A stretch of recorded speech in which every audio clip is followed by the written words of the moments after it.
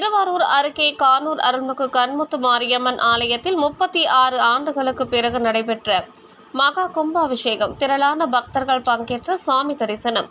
திருவாரூர் மாவட்டம் கள்ளிக்குடி வட்டம் கானூர் கிராமத்தில் பழமை வாய்ந்த அருள்மிகு கண்முத்து மாரியம்மன் ஆலயம் அமைந்துள்ளது. இவ்வாலயத்தின் மகா கும்பாபிஷேகம் 36 ஆண்டுகளுக்கு பிறகு இன்று வெகு விமரிசையாக நடைபெற்றது. ஆலயத்தின் கும்பாபிஷேக விழா கடந்த 15ஆம் தேதி விக்னேஸ்வர பூஜையுடன் தொடங்கியது. தொடர்ந்து கணபதி ஹோமம், கோ பூஜை, நவகிரக ஹோமத்துடன் முதல் கால யாகசாலை பூஜைகள் செய்யப்பட்டு பெற்று வந்தது. இன்று 2ஆம் கால யாகசாலை பூஜைகள் நிறைவு பெற்று பூர்ணிக்கப்பட்டது.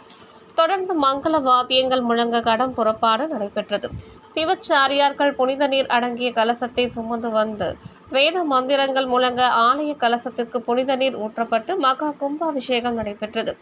தொடர்ந்து புனித நீர் பக்தர்கள் மீது தெளிக்கப்பட்டது. அதனைத் தொடர்ந்து கண்முத்து மாரியம்மன், முனீஸ்வரன் உள்ளிட்ட பரிவார தெய்வங்களுக்கு சிறப்பு அபிஷேகம் நடைபெற்று மகா தீபாரதனை காண்பிக்கப்பட்டது. இதில் சுற்றுவட்டார பகுதிகளைச் சேர்ந்த திரளான பக்தர்கள் பங்கேற்று சாமி தரிசனம் செய்தனர். தொடர்ந்து பக்தர்களுக்கு அன்னதானம் வழங்கப்பட்டது.